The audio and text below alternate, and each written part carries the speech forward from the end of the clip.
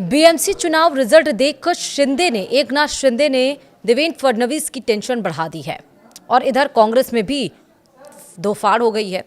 आखिरकार कौन होगा मेयर, ये सवाल अब सबके जहन में है। नमस्कार, आप देख रहे हैं न्यूज 18 का डिजिटल प्लेटफॉर्म और मैं हूं आपके साथ श्रुति श्रीवास्तव। बीएमसी सहित महाराष्ट्र की 29 नगर निगमों के नतीजे अब साफ हो चुके हैं। यहां बीजेपी और शिवसेना यानी एकनाथ शिंदे वाली के महायुति ने राज्य की 29 में 23 नगर पालिकाओं में प्रचंड जीत हासिल की है। वहीं बीएमसी चुनाव में महायुति ने कुल 227 में से 118 सीटें अपने नाम कर लिए हैं।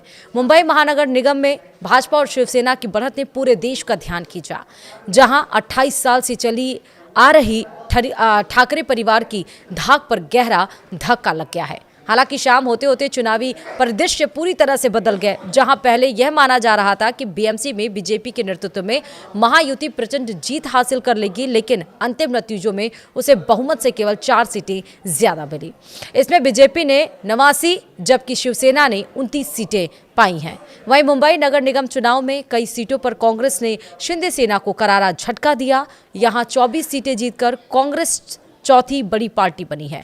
कहा तो यह भी जा रहा कि अगर उद्धव ठाकरे ने भाई राज के साथ हाथ मिलाने की जगह कांग्रेस के साथ ही मिलकर बीएमसी चुनाव लड़ा होता तो नतीजे कुछ और होते। उधर उद्धव की शिवसेना बीएमसी में 65 सीटें मिली हैं और वह बीजेपी के बाद दूसरी सबसे बड़ी पार्टी बनकर उभरी है। वहीं राज ठाकरे की महाराष्ट्र नवनिर्माण सेना महज 6 सीटों पर सिमट कर रह गई।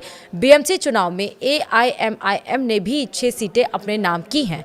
इस तरह मुंबई के मेयर पद के चुनाव में अब शिंदे सेना की भूमिका भी अहम हो गई है।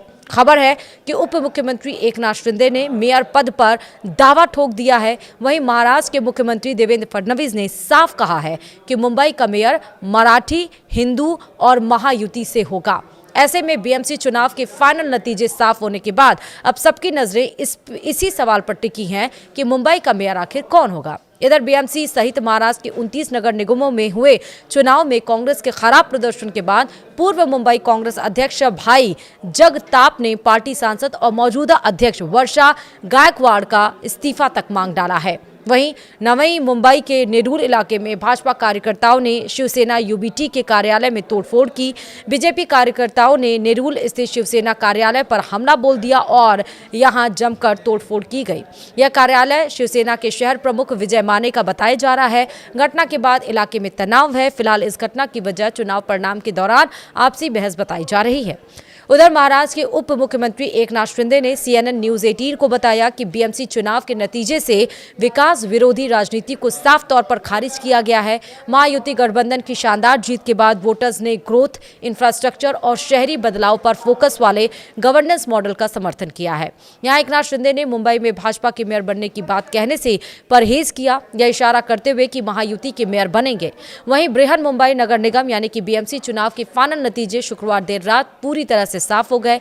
बीजेपी यहां 227 सदस्यीय नगर निगम में से 89 वार्ड जीतकर सबसे बड़ी पार्टी बनकर उभरी। उधर शिवसेना UBT 65 वार्डों के साथ दूसरे स्थान पर रही, जबकि शिंदे के नेतृत्व वाली शिवसेना को 29 सीटें मिली। कांग्रेस ने 24 वार्ड जीते, तो वहीं असुद्दीन ओवैसी की AIMIM ने 8, राज ठाकरे की MNS ने 6, NCP यानी अजीत पवार ने 3, समाजवादी पार्टी ने 2 और NCP शरद पवार ने 1 वार्ड जीता, जिससे मुंबई के नगर निकाय में खंडित जनादेश सामने आया है।